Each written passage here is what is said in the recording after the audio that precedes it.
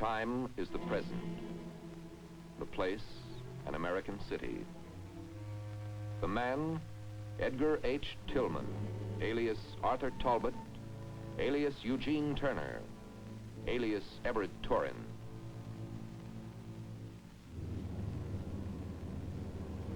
He is known in the Communist Party by the name of Comrade T.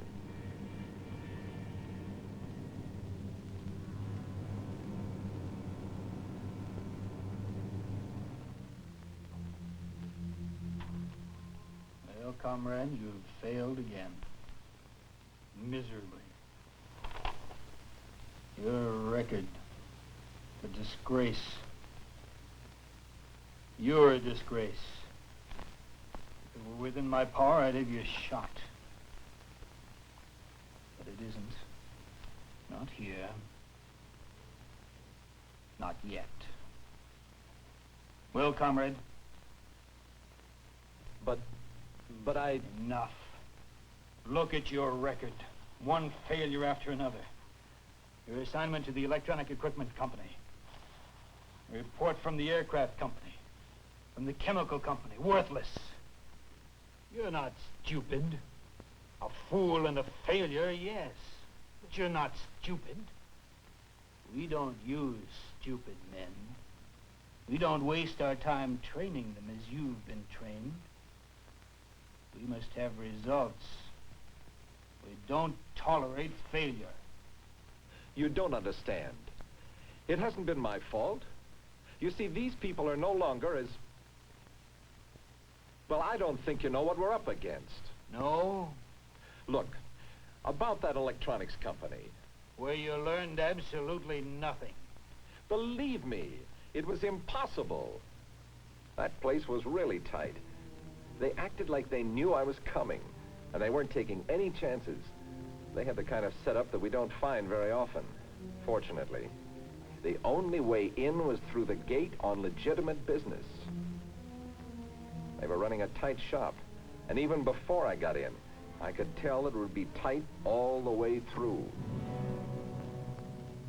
I got in with a confidential clearance as E.H. Tillman, number AH2144, draftsman in the engineering department. My cover story held up, and the forged papers prepared by the comrades in our document section got by beautifully. The secret assembly area was my primary target. It was guarded around the clock with admittance by special badges only, issued in exchange for regular badges, and only to authorized personnel. Even the top brass had to go through the same routine. They simply weren't taking anything for granted. Everything we wanted was in there, in its final form.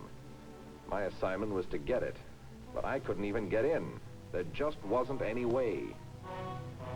My alternative was the usual. Gathering items of confidential data, as we have so many times before, items that together add up to a secret picture. It was easy with the drawings I was working on. All I had to do was exercise reasonable care in copying them, one section at a time, and then take them home. There was nothing to it. I had everything I worked on in no time at all. But I couldn't get my hands on anything else. They'd been sold on buttoning up, and they bought all the techniques. Their document control system was perfect, or so close to it that I couldn't figure out a way to crack it. Every classified paper that came into the department was marked, numbered, and logged in. When they follow the system, there's nothing much we can do about it. Go to work on people.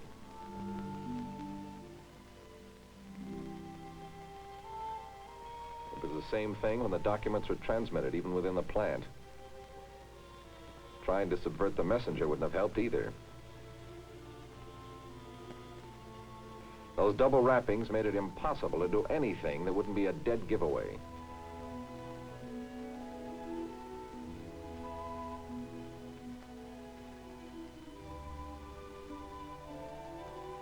Their working documents were kept in locked files and signed for whenever they were taken out or brought back. That section should have a weak point, as it does in a lot of places. What we wanted was right there in those files, all the pieces of confidential data that would add up to the secret picture. All I had to do was figure out the way to get them. The girl in charge was a natural for the standard approach. If she would let me have details of the parts connecting with the ones I was working on, I could do a better job because I'd know more about what I was doing, and I'd be glad to sign for them. She understood perfectly, but the planned regulation was that she couldn't release anything unless the individual had an official need to know. Being cleared wasn't enough. She'd be glad to check with the department head if I wanted her to. I stopped her fast and decided to try another way. The reproduction department is a spot where we sometimes can do pretty well.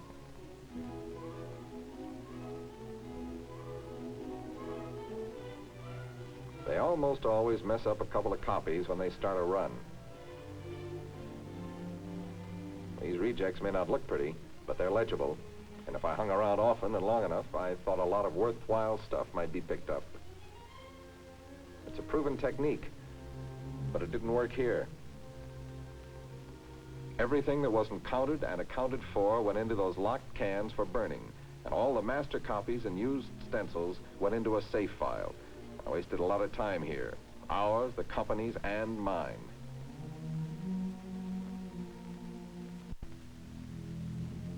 Several evenings a week, I stayed after quitting time.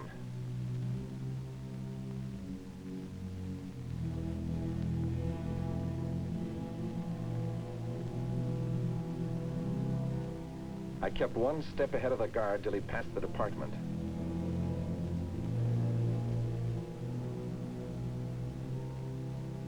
The patrol schedule was every 40 minutes. Plenty of time now. Somebody in that department was bound to slip up sometime. I went over every filing cabinet every single time. How many times have we been able to work a drawer open because the bars were put in carelessly? Not this time.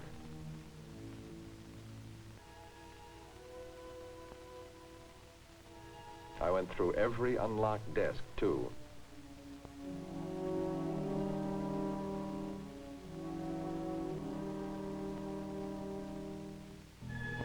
Nothing.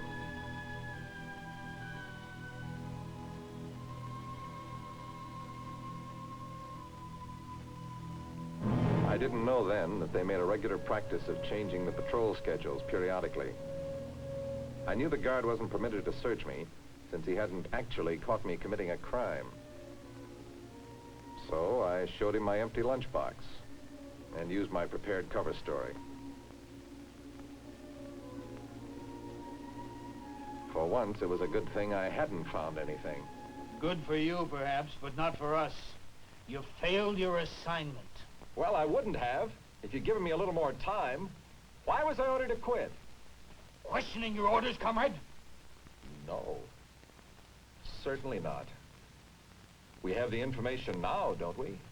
Yes, we have the information now. We got it from the newspapers.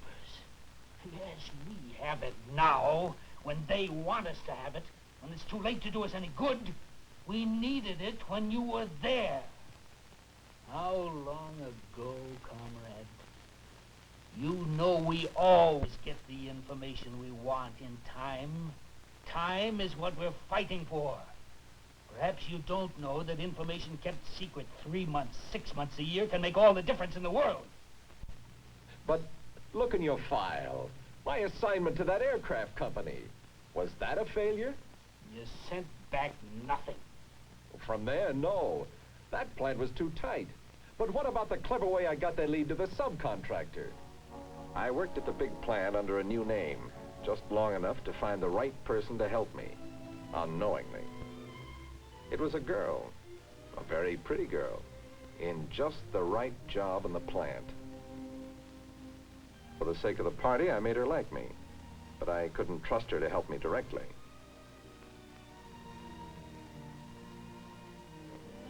We both knew that the company had a big secret contract coming up, and I told her that I had a friend whose company would be bidding on a subcontract.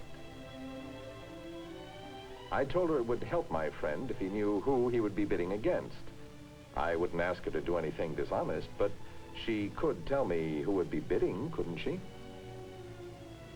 It took a while, but I got the information I was after. A complete list of the subcontractors who would be receiving invitations to bid.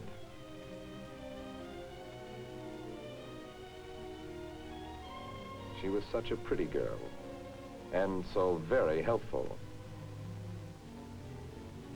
After that, it was simple. A new name, a whole new set of papers, and a new job with one of the subcontractors she told me about. They had been cleared for classified contracts before, but since they didn't have one at the moment, there wasn't any problem. It wasn't long before the papers I wanted came across my desk. The invitation to bid, complete with plans, specifications, schedule requirements, everything. I had the whole story before the equipment even went into production. It was a good plan, and it certainly worked, thanks to the help of my stupid little friend at the aircraft factory. What about that key engineer from the chemical company? Who picked him? I certainly didn't. And who gave me an apartment in his building so that I could arrange to drive him to work every day and make him talk? 45 minutes each way, an hour and a half every day with a man who had exactly what we wanted.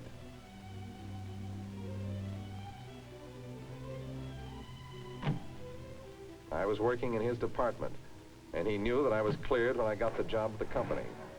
He talked all right, about everything except what we wanted to know about. I kept on asking leading questions, and he kept saying that I didn't need to know, that I was just as well off not knowing.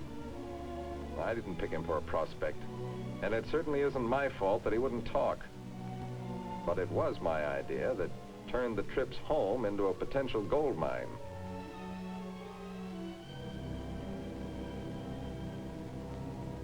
Almost every night, he'd bring an envelope home with him. It was an envelope of work, and it was always unsealed. On the way home, we'd stop at a supermarket to pick up the things his wife had ordered by phone.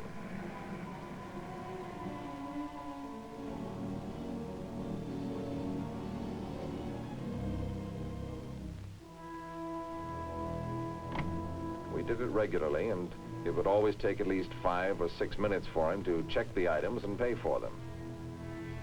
I didn't mind waiting in the least. The test shots I was taking told me that my system really worked, or would work whenever he brought classified material along. It was so easy that I always took a couple of shots of things that looked interesting, even though I knew they weren't what we wanted.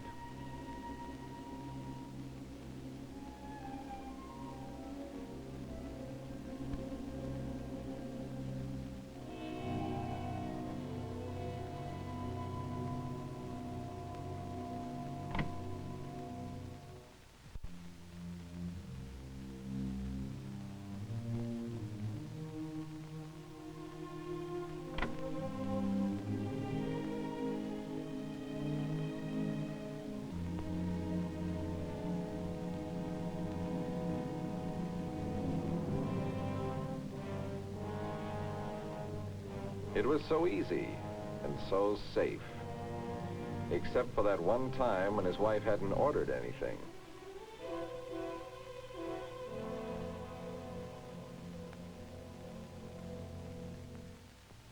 It was close, all right, but I got away with it.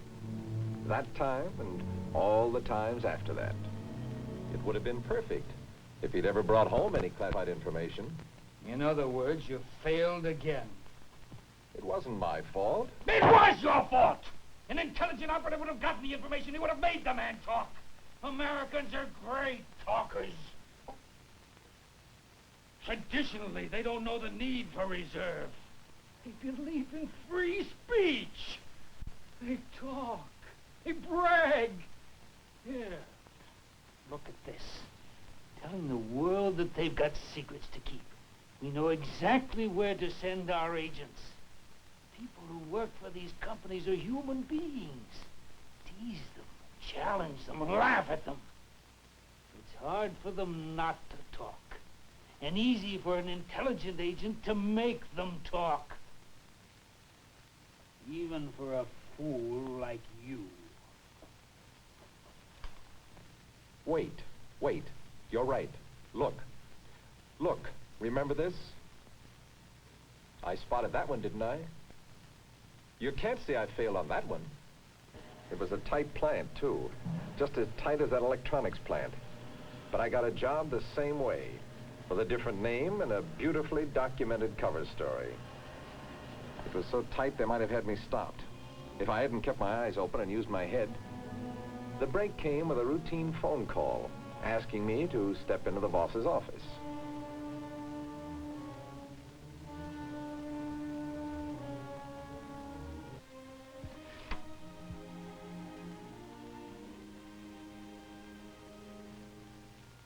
I wasn't relaxing even for a moment, but when they did, I was ready for them.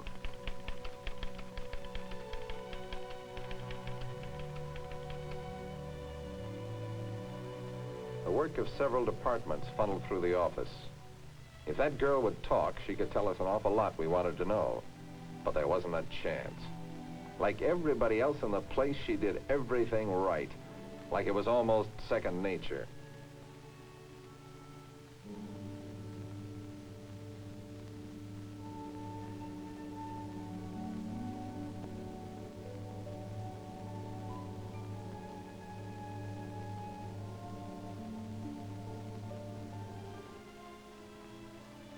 She was smart, too, and neat and efficient.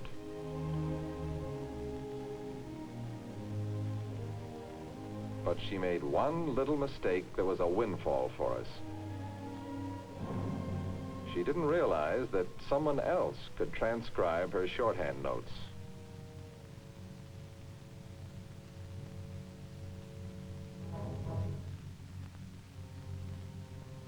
That was the first time. After that, I was a frequent visitor to her office, until for some reason she changed her habits. You can't call that assignment a failure. No, it wasn't a failure. It was just plain luck. Assignments like that are too important to be left to luck. Americans aren't so stupid as to make the same mistake twice. Our agents must succeed by method rather than chance. It's not my fault, I tell you. These people are waking up.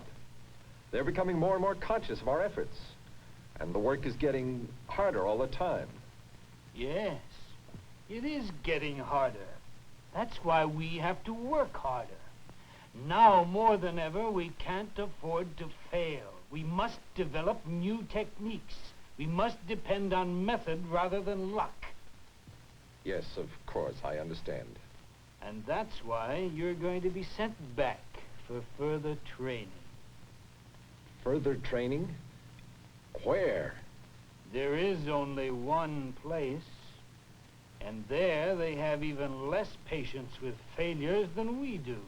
But my work, I've told you, it's getting difficult, what I'm up against. Other agents aren't failing. Look, I've been trained. You have the reports from the school. I admit I was careless, but, well, I won't be again. And think of all the time and money that already has been spent on my training. Better to spend it on new people instead of wasting it on me when all I need is another chance. Think of the opportunities we'd be missing. There's so much that even just one man can do.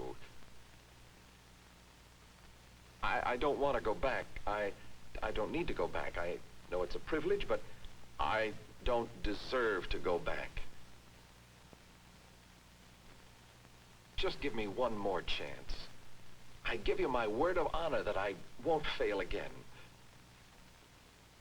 Believe me, I'm only thinking of...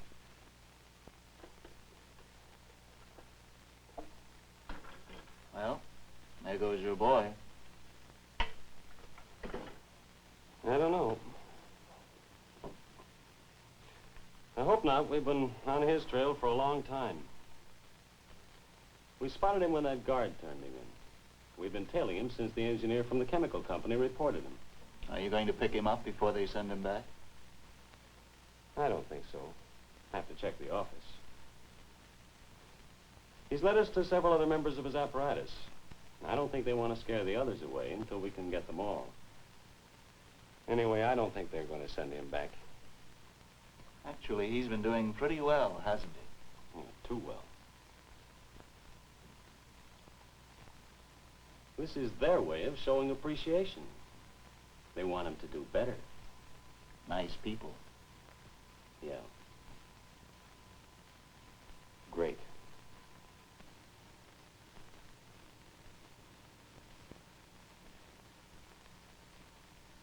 Very well, comrade. We'll recommend that you be given one more chance. But if you should fail again... I won't fail again. What will my next assignment be? What name will I use? You'll be informed. Thank you very much. And you, comrade. Just one moment, comrade. Yes? Your contribution to the party fund. I made my contribution to the party fund. Yes, but you've had jobs in American factories at the wages they pay American workers. Make it again.